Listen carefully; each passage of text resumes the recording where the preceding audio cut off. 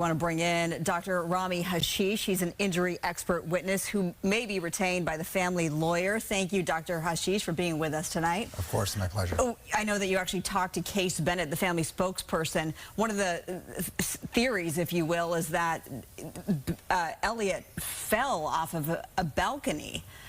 What's your interpretation of that? Well, the preliminary evidence suggests that it probably wasn't an independent fall.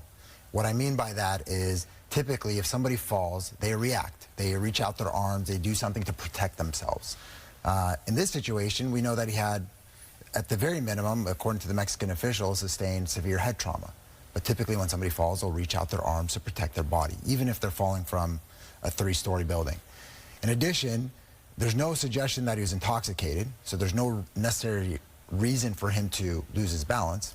And then on top of that, let's say even assuming he was intoxicated and he did lose his balance, when people lose their balance, they fall downwards. So if he's falling downwards, how does the center of his body still overcome the railing for him to actually fall over the balcony? And then at that time point, wouldn't there have been a volitional response for him to try to prevent himself from falling? And then once he is falling, then wouldn't you expect him to reach out his arm or do some sort of action to protect himself? So there's a series of things and a series of time points that don't necessarily add up. So what makes the most sense for what happened to him?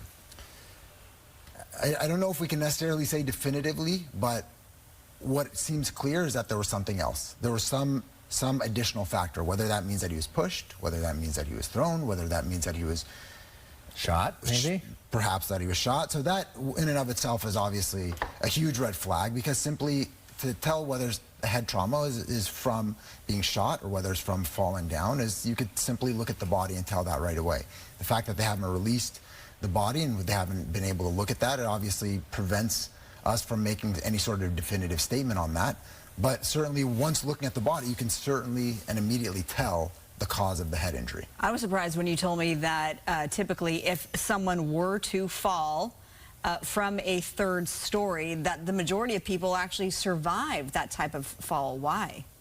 So typically healthy young adults can withstand that type of fall. It's not necessarily the older adults, but of course, in this case, Mr. Blair was considered a healthy, otherwise young, athletic young adult.